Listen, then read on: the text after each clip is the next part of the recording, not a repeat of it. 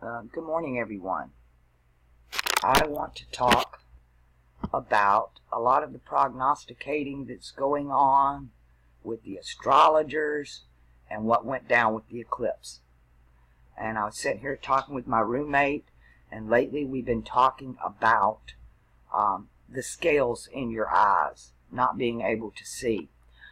To me, a lot of the astrologers are giving forecasts based on biased opinions. They're not reading the charts. They're letting their emotions get involved. And after our conversation that we just had, it made perfect sense to me why they are doing this. August we call them dog days. What happens during dog days is the snakes or the serpents shed their skin. And when they do that, the skin becomes loose across their face, and they have scales in their eyes, and they cannot see. And they strike at anything that moves. It's a very dangerous time to walk around in the woods where I'm from, because you can easily get snake bit. That snake will strike at anything because it's blind. It cannot see. A snake represents wisdom, right? So these with the wisdom of the heavens are giving biased prognostications because they have scales in their eyes. And they forgot about that. They forgot about this being scales. Regulus is a star of revenge, but it's not what you think.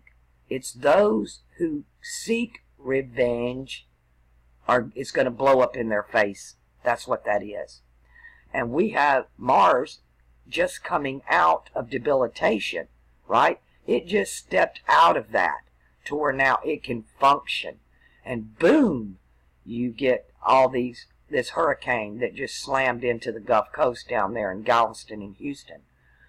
And Rockport took a big hit last night, which is inland from Galveston on the bayside. So Mars is coming. Mars is coming to Regulus. And when he passes that point, the actions of those revenge is going to increase. And but you will pay the piper on that one. Again, a lot of these astrologers, they're giving you the right charts, but they're interpreting them with biased opinions, with scales upon their eyes. Your serpents of wisdom are unable to see until the sun leaves Leo and enters Virgo. They are blind. They are biased. They are basing it on opinions and their emotional feelings because they're wrapped up in it politically. So take everything with 1, 2, 3 grains of salt this month. I try to do charts I don't have any biased opinion.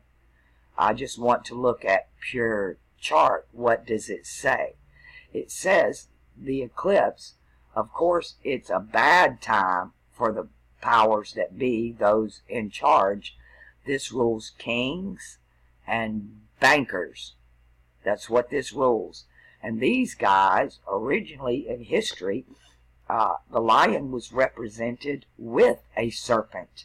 He had a lion's head with a crown and a serpent's tail, and he was known as Yaldabaoth, because the sons of God, over here with the wisdom of heaven in Libra, came unto the daughters of men in Virgo, and bare them children who became mighty men of old, men of renown. But once a year, when the sun comes into Leo, and it's the dog days, and those scales are on the eyes, then you need to start looking with your ears, because you cannot see. Be very careful about this. As Mars comes across Regulus, we're going to get another boom. But at the same time, if that boom is based on revenge, it's going to blow up in your face. That's what the star says. That's what he does. He blesses and he curses, but your heart better be in the right place, because it is the heart of the lion. All right, there's my opinion of the stars and what is actually going on. And here comes Venus right behind it. She's not debilitated in water.